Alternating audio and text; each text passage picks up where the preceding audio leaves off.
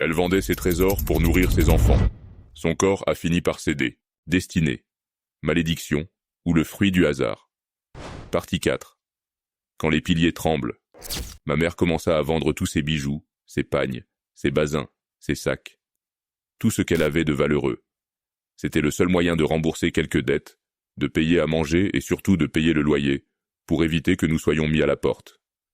Mais toute seule, sans travail, c'était difficile. Amara, l'aîné de la famille, avait lui aussi sa vie à Yamoussoukro, sa femme et un petit garçon, Abou. Il passait de temps en temps à la maison. Même s'il se débrouillait avec de petits boulots, il donnait ce qu'il pouvait à maman. Le propriétaire de la maison, ayant pris connaissance de la situation, exigea qu'on quitte les lieux. Il n'acceptait plus les loyers en retard. Il y avait trop d'impayés. Lamine, le plus âgé des enfants encore à la maison, prit une décision radicale. Il abandonna l'école pour chercher du travail, comme le faisait Amara. Il n'avait aucune formation, aucune expérience dans un domaine précis. Et à Yamoussoukro, les opportunités étaient rares. À part la mécanique, un métier qu'il n'avait jamais pratiqué, ou devenir apprenti transporteur, laveur de voitures, ou encore vendre des mouchoirs au bord des routes, c'était une ville de passage, plus touristique que productive. Par chance, Lamine trouva un emploi dans un lavage auto.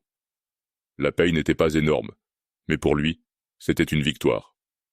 Il pouvait enfin aider maman. Avec l'aide d'Amara, ils réussirent à avancer les premiers versements pour notre inscription à l'école, ma jumelle et moi, afin que nous puissions rattraper le retard.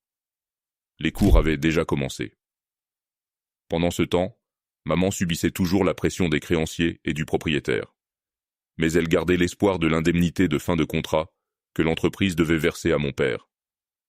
Elle comptait dessus pour rembourser les dettes, régler les loyers en retard, finaliser nos inscriptions, acheter nos fournitures scolaires et inscrire Oumou, qui était en classe d'examen.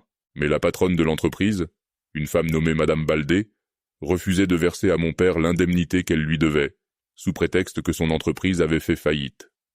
Cela devint alors un véritable bras de fer entre ma mère et cette dame. Ma mère espérait que les choses finiraient par s'arranger.